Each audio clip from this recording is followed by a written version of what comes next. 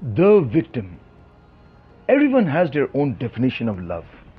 Some feel it is the union of the heart and soul, while some feel the union should be of extreme physical intimacy. I really don't want to go into any debate, as it will be a never ending story.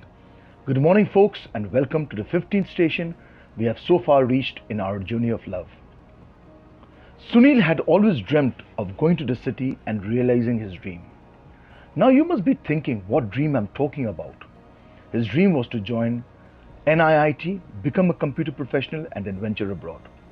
A boy from a small village in Purulia with such a dream seemed impossible.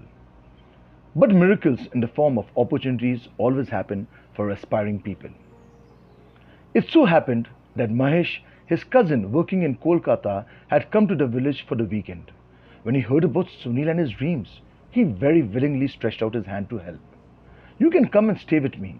And as for your admission in NIIT, I have a friend who is a faculty at the institution. He will help.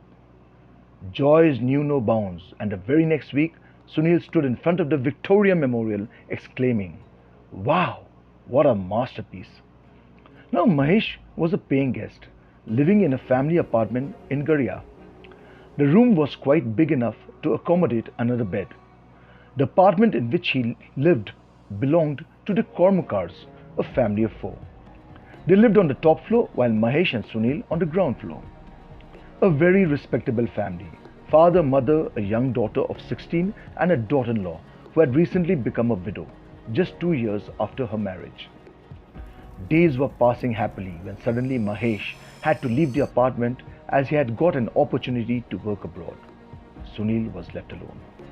It is at this juncture that loneliness started to creep on our young protagonist and torment him day and night.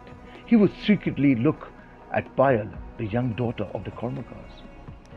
Age is such, and to his good luck, she caught him in the act, but responded positively.